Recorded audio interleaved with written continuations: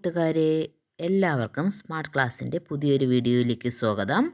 6ാം ക്ലാസ്സിലെ first lesson medieval India the centre of power, അതാണ് നമ്മൾ പഠിച്ചുകൊണ്ടിരുന്നത്. നമുക്ക് നെക്സ്റ്റ് പാർട്ടിലേക്ക് പോകാം. അപ്പോൾ നമ്മൾ മുഗൾ റൂളിനെ കുറിച്ചും ഡൽഹി സുൽത്താനറ്റിനെയൊക്കെ കുറിച്ച് പറഞ്ഞു കഴിഞ്ഞു. ഇനി സൗത്ത് ഇന്ത്യയിലെ പ്രധാനപ്പെട്ട ഡൈനാസ്റ്റീസിലേക്കാണ് നമ്മൾ പോകുന്നത്.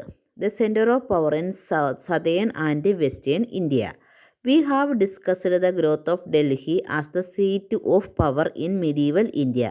The other important kingdom that prevailed in southern and western India during the period are given below. അപ്പോൾ നമ്മൾ സൗത്ത് ഇന്ത്യയിൽ നിലനിന്നിരുന്ന മറ്റ് പ്രധാനപ്പെട്ട ഡൈനാസ്റ്റീസ് ഏതൊക്കെയാണ്? Chola, Vijayanagara, Bahmani kingdoms.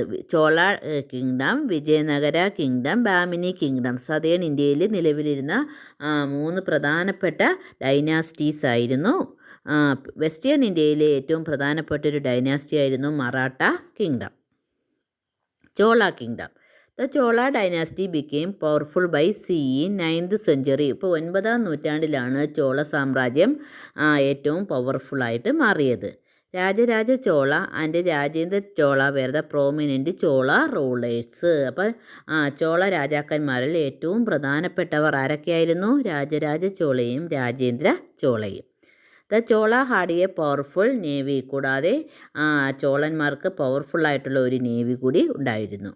The influence of the Chola was extended even to the countries like Malaysia and Indonesian island. അപ്പോൾ ചോളന്മാരുടെ influence ഇന്ത്യയിൽ മാത്രമല്ല, സൗത്ത് ഇന്ത്യയിൽ മാത്രമല്ല, ഏതൊക്കെ രാജ്യങ്ങളിലേക്ക്? മലേഷ്യയിലേക്കും ഇന്തോനേഷ്യയിലും ഒക്കെ വ്യാപിച്ചു കിടന്നതായിരുന്നു. ഇത്രയുമാണ് Chola kingdom. Next Vijayanagara kingdom.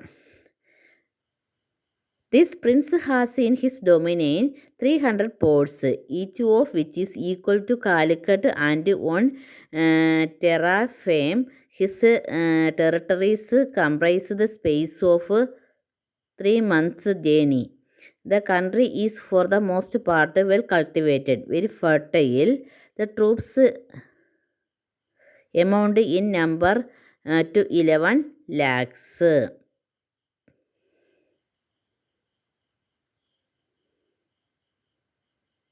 This is the extract from the description of Persian traveler Abul Razak. What information can do from it? അപ്പോൾ അബുൾ റസാക്കിൻ്റെ ഇൻഫർമേഷനാണ് നമുക്കിവിടെ വിജയനഗര സാമ്രാജ്യത്തെക്കുറിച്ച് മനസ്സിലാക്കാൻ കഴിയുന്നത്. There were many ports in Vijayanagara. Vijayanagara സാമ്രാജ്യത്തിൽ ഒരുപാട് പോർട്ടുകൾ ഉണ്ടായിരുന്നു. കൂടാതെ എന്താണ്? ഒരുപാട് ടെറിട്ടറീസ് ഉണ്ടായിരുന്നു. പിന്നെ അഗ്രികൾച്ചറായിരുന്നു ജനങ്ങളുടെ പ്രധാനപ്പെട്ട തൊഴിൽ എന്നൊക്കെ നമുക്ക് മനസ്സിലാക്കാനായിട്ട് സാധിക്കുന്നു. The Vijayanagara kingdom was established by Harihara and Bukka in CE 14th century. അപ്പോൾ 14ാം നൂറ്റാണ്ടിൽ ഹരിഹരനും ബുക്കനുമാണ് ഏത് സാമ്രാജ്യം സ്ഥാപിച്ചത്? വിജയനഗര സാമ്രാജ്യം സ്ഥാപിച്ചത്. Krishnadevaraya was the major ruler of the Vijayanagara. അപ്പോൾ വിജയനഗര സാമ്രാജ്യത്തിൻ്റെ ഏറ്റവും പവർഫുൾ ആയിട്ടുള്ള രാജാവായിരുന്നു കൃഷ്ണദേവരായ. നെക്സ്റ്റ് നോക്കി, Bahmani kingdom. Alauddin Hasan Bahman Shah was the founder of Bahmani kingdom. അപ്പോൾ അലാവുദ്ദീൻ ഹസൻ ബാമൻ ഷാ ആയിരുന്നു ബാമിനി കിങ്ഡംസിൻ്റെ ഫൗണ്ടർ എന്ന് പറയുന്നത്. The Raichur region located between Tungabhadra and Krishna river was fertile. അപ്പോൾ തുംഗഭദ്ര നദിയുടെയും കൃഷ്ണ നദിയുടെയും ഇടയിൽ സ്ഥിതി ചെയ്യുന്ന റൈച്ചൂർ റീജിയൻ എന്ന് പറയുന്നത് വെരി പവർഫുൾ ആയിരുന്നു, വെരി ഫെർട്ടൈൽ ആയിട്ടുള്ള ഫലപുഷ്ടമായിട്ടുള്ള റീജിയൻ ആയിരുന്നു. It is known as the rice bowl of south India. അപ്പോൾ ഈ പ്രദേശത്തെ എന്നെന്ന് വിളിച്ചിരുന്നു? Rice bowl of south India, south ഇന്ത്യയുടെ റൈസ് ബൗൾ എന്ന് അറിയപ്പെടുന്നത്. The ruler of Bamini and Vijayanagara frequently engaged in war to gain the control over Raichur region. അപ്പോൾ ഈ ഫലപുഷ്ടമായിട്ടുള്ള റീജിയൻ കൈക്കലാക്കുന്നതിന് വേണ്ടി വിജയനഗര സാമ്രാജ്യവും അതിനൊക്കെ ബാമിനി സാമ്രാജ്യവും ഒരുപാട് യുദ്ധങ്ങളൊക്കെ നടന്നിട്ടുണ്ട്. അപ്പോൾ അവിടെ ഫലപുഷ്ടമായിട്ടുള്ള റീജിയൻ ആയതുകൊണ്ട് എന്ത് പറ്റും? കൃഷിക്ക് അനുയോജ്യമായിട്ടുള്ള പ്രദേശമാണ്. അതുകൊണ്ട് എല്ലാവരും ആ പ്രദേശം കൈക്കലാക്കാൻ ശ്രമിച്ചിരുന്നു. Maratha kingdom. It was in CE 17th century that Marathas became A prominent power. അപ്പോൾ 17ാം നൂറ്റാണ്ടോട് കൂടി എന്ത് ചെയ്തു, മറാഠാസ് വളരെ പവർഫുള്ളായിട്ടുള്ള ഒരു സാമ്രാജ്യം, ഒരു പവറായിട്ട് മാറി. The geographical feature of the region helped the growth of Marathas. The Vindhya Satpura mountain range and the Narmada Tapti rivers separated the Maratha region from the nearby regions. അപ്പോൾ ജോഗ്രഫിക്കൽ ഫീച്ചേഴ്സ് എന്തൊക്കെയാണ്? വിന്ധ്യ സത്പുര മൗണ്ടൻ റേഞ്ചും നർമ്മദ താപ്തി റിവറും എന്ത് ചെയ്തു, മറാഠയെ മറ്റ് റീജിയനിൽ നിന്നും സെപ്പറേറ്റ് ചെയ്തിരുന്നു. This geographical features offered natural protection to it. അപ്പോൾ ഇതെന്ത് ചെയ്യുന്നു, പ്രകൃതി ദത്തമായിട്ടുള്ളൊരു സംരക്ഷണം ഇതിന് കിട്ടി, മറാത്തയ്ക്ക് ലഭിക്കുകയും ചെയ്തു. The Marathi language and literature instilled in sense of unity among the Marathas. അപ്പോൾ മറാത്ത ലാംഗ്വേജും അത് എനിക്ക് ലിറ്ററേച്ചറും ഒക്കെ അവരൊക്കെ എന്ത് ചെയ്തു, ഒരു യൂണിറ്റി നൽകുകയും ചെയ്തു.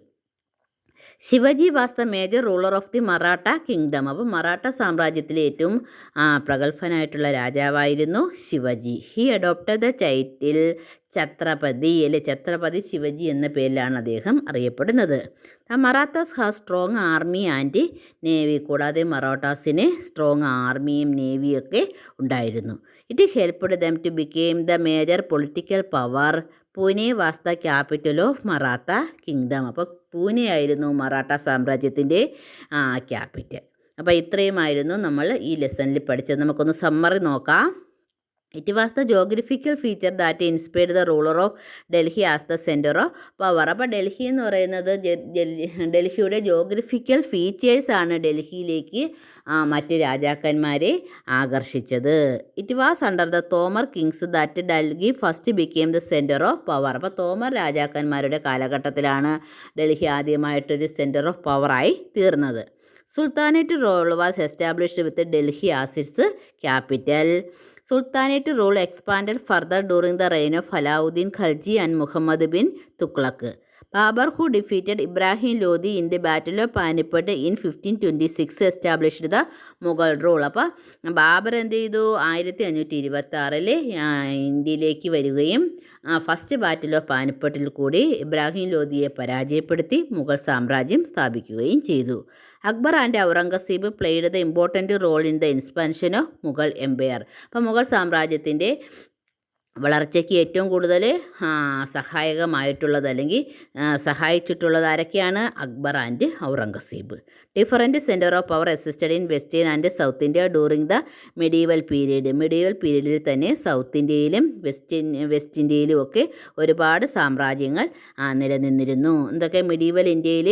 Tomar dynasty, Chauhan dynasty, sultanate rule, Mughal dynasty. South ഇന്ത്യയിലാണെങ്കിൽ ചോളാസ്, വിജയനഗരാസ്, ബാമിനി, വെസ്റ്റേൺ ഇന്ത്യയിൽ മറാത്താസ്.